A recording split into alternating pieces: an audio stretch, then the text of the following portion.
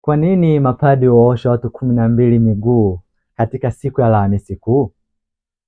Kitendo cha mapadri kuwaosha waamini miguu siku ya Alhamisi Kuu si tamasha la kuigiza, bali ni tendo lenye maana nzito ya kiliturujia na kimaisha.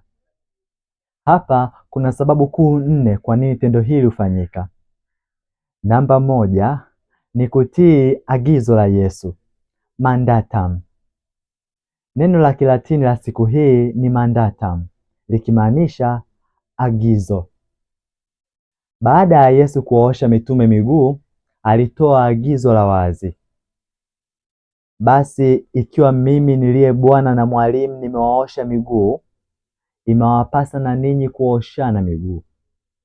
Kwa maana nimewapa kielelezo, ili kama mimi nilivyowatendea, nanyi mtende vivyo hivyo. Rejea Yohane sura ya 13 aya ya 14 hadi aya ya 15. Kwa hiyo mapadri hufanya hivi ili kuonesha kuwa kanisa linaishi kwa kufuata maagizo ya mwanzilishi wake. Sababu ya pili ni kielelezo cha unyenyekevu na utumishi. Katika nyakati hizo, kuosha miguu ilikuwa ni kazi ya mtumwa wa hali ya chini kabisa, kwa sababu watu walivaa kanda mbili na kutembea kwenye barabara za vumbi zilizokuwa na kinyesi cha wanyama. Kwa padre ambaye anasimama nafasi ya Kristo, kuinama na kushika miguu ya waamini ni ukumbusho wa kuwa uongozi wa kanisa ni utumishi, si utawala. Ni fundisho kwa waamini wote kuwa hakuna kazi iliyo duni ikiwa inafanywa kwa upendo. Sababu ya tatu ni alama ya upendo uliopitiliza, charity. Alhamisi Kuu ni siku ya upendo.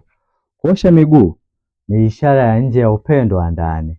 Yesu aliosha miguu ya mitume wake, akiwemo Yuda aliyekuwa anaenda kumsaliti na Petro aliyekuwa anaenda kumkana.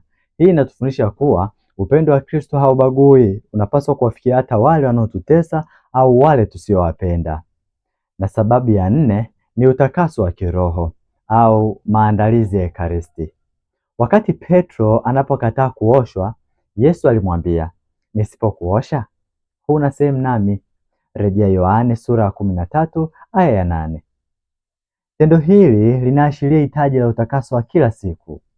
Ingawa tumebatizwa, yaani tumesafishwa mwili mzima, tunapopita duniani tunachafuka miguu, yaani kupitia dhambi zetu za kila siku.